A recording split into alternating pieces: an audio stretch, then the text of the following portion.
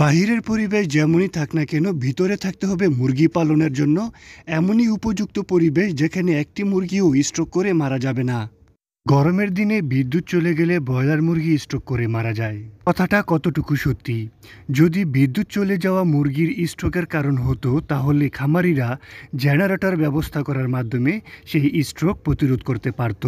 আসলে অতিরিক্ত গরমের কারণে ব্রয়লার মুরগিগুলো স্ট্রোক করে মারা যায়, সেখানে বিদ্যুৎ থাকুক অথবা না থাকুক। এমনটি দেখা যাচ্ছে এই খামারের ক্ষেত্রে।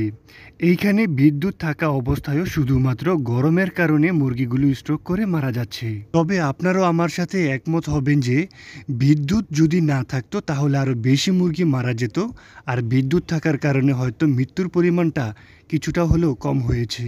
তাহলে সমস্যাটা কোথায়? বিদ্যুৎ থাকা বা না থাকা নাকি অন্য কিছু?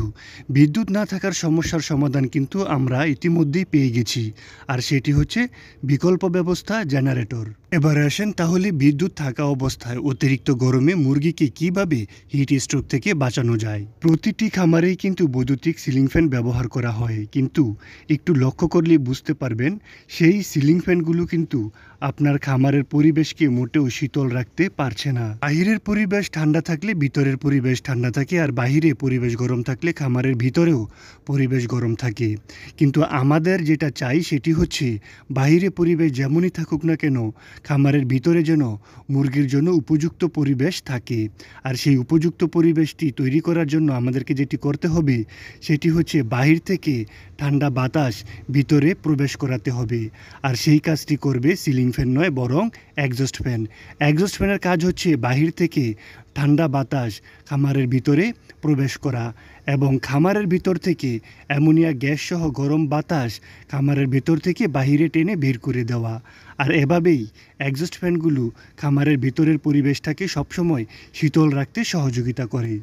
অনেকে আবার মুরগিকে হিট স্ট্রোক থেকে বাঁচানোর জন্য ভিটামিন সি খাইয়ে থাকেন।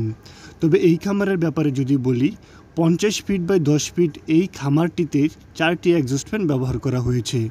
যদিও এই খামারটিতে 4টি একজস্ট ফ্যান এর কম, অর্থাৎ 2 থেকে 3টি একজস্ট ফ্যান ব্যবহার করলেও হয়ে যেত। তবে এই একজস্ট ফ্যানগুলো আমার যেটি মনে হয় সেটি হচ্ছে 24 ঘন্টা একটানা 30 দিন চালানোর জন্য উপযুক্ত নয়। সেই জন্য যদি একটু বেশি একজস্ট ফ্যান ব্যবহার করা হয় তাহলে বিরতি দিয়ে ফ্যানগুলোকে দীর্ঘদিন চালিয়ে রাখা যেতে পারে। আমি আমার অভিজ্ঞতা ব্যক্তিগত মতামত আপনাদের সাথে শেয়ার করলাম। আপনাদের যা মতামত রয়েছে সেগুলো ভদ্র ভাষায় কমেন্টে উল্লেখ করতে পারেন। তবে এখনও যারা আমাদের পরিবারের সদস্য হননি, আশা করি পেজটিকে ফলো দিয়ে আপনাদের সুপরামর্শ দিয়ে সবসময় আমাদের সাথেই থাকবেন। আজ এ পর্যন্তই। সবাই ভালো থাকবেন, দেখা হবে পরবর্তী কোনো ভিডিওতে। আল্লাহ হাফেজ।